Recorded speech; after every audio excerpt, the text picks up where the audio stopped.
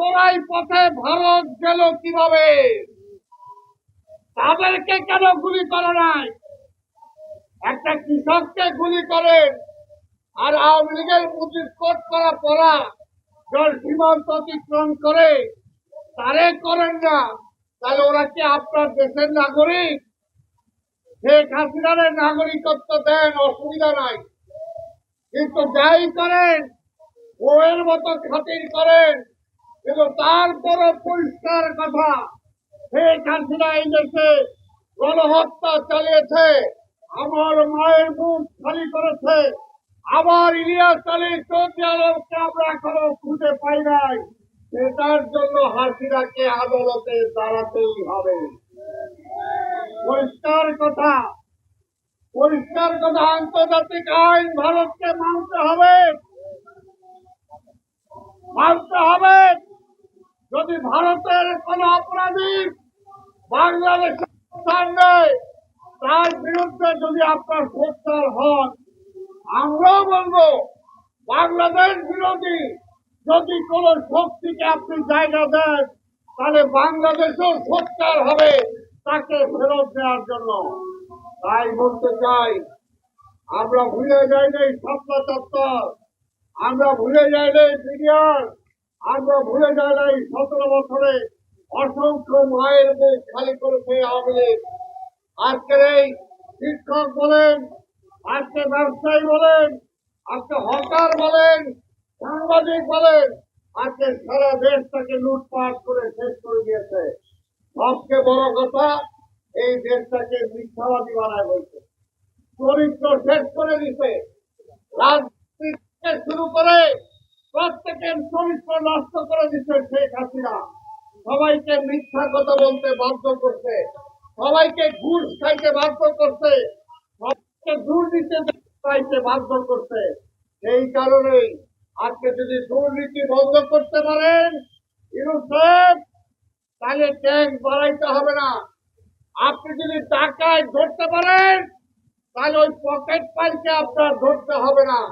আপনি টাকা ধরেন না, আপনি বড় চোর ধরেন না, আপনি ওই চোর সাতটা পকেট পাই নিয়ে ব্যস্ত থাকেন।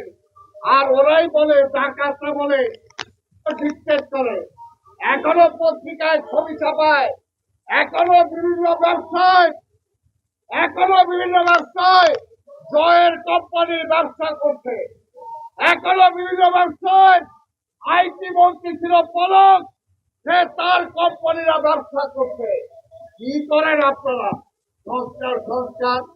আরে আওয়ামী লীগকে আগে থামান, কালো টাকার মালিকদেরকে থামান, ব্যাংক লুট করছে তাদেরকে ধরেন, এই দেশের মানুষের চরিত্র হনন যারা করছে তাদেরকে ধরেন।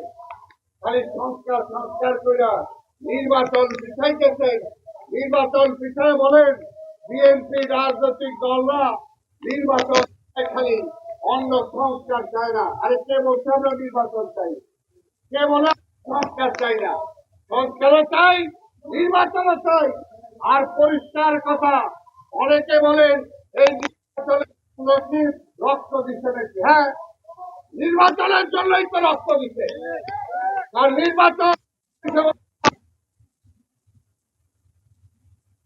ঠিক করবে, সেই নির্বাচন কায়দা দিচ্ছিল শেখ হাসিনা, সেই নির্বাচন কায়দা দিচ্ছিল ভারত। সেই কারণে তো নির্বাচনের জন্যই, যদি নির্বাচনের মাধ্যমে শেখ হাসিনার পতন হইতো, এক ছাড়ি নিয়ে তার পালাইতে হইতো না। তাই নির্বাচনের জন্যই, অবশ্যই নির্বাচন, নির্বাচন দরকার, নির্বাচিত সরকার দরকার। নির্বাচিত সরকারের বাইরে অনির্বাচিত সরকার চলতে পারে না, তাহলে তাদের কথাবার্তা এইরকম ফেসিবাদের মতো মনে হয়ে যায়। আর আন্দোলন, আপনারা কয়জন কোন সেক্টরে আন্দোলন করে এইটা ক্ষমতায় বসছেন আমরা জানি না। এগুলো বইলা লাভ নাই, এগুলো বইলা লাভ নাই। আমরা চাই এই সরকার সফল হোক, এবং আওয়ামী লীগের তারা চায় না এই সরকার। তাই এই সরকারকে আমরা বলবো, সার্থকতা হলো একটা গ্রহণযোগ্য নির্বাচন ক্ষমতা ত্যাগ করা, ওইটাই হলো আপনার সার্থকতা। আর ওইটা যদি না করে বিদায় হন, তাহলে কিন্তু আপনার সার্থকতা নাই। সেই ওই যে বললাম, বলতে প্রথমেই ইতিহাস থেকে শিক্ষা নেওয়ার জন্য কাজে সবাই ইতিহাস থেকে শিক্ষা নেবেন এবং দ্রুত নির্বাচনের ব্যবস্থা করবেন। ওই চেয়ারের প্রতি বেশি মায়া জড়াবেন না, তাহলে ওই চেয়ারটা কিন্তু খুব খারাপ। তাই ওই চেয়ারের প্রতি যাই মায়া হয়েছে, শেখ হাসিনা চেয়ার নিয়ে যেতে পারে নাই, নিজের পল্লায় গেছে। তাই আপনাদের সবাই ধন্যবাদ জানিয়ে আগামীতে নির্বাচনের জন্য আমরা অপেক্ষা করছি। ওই শিক্ষক সিন্ডিকেট ভাই বোনদেরকে বলবো, আপনাদের দাবির সাথে আমরা একমত। আমরা চাই সবার দাবি দেওয়া পূরণের জন্য আগামী নির্বাচিত সরকার সেই ব্যবস্থা গ্রহণ করবে। জনগণের অধিকার জনগণ ফিরিয়ে দেবে।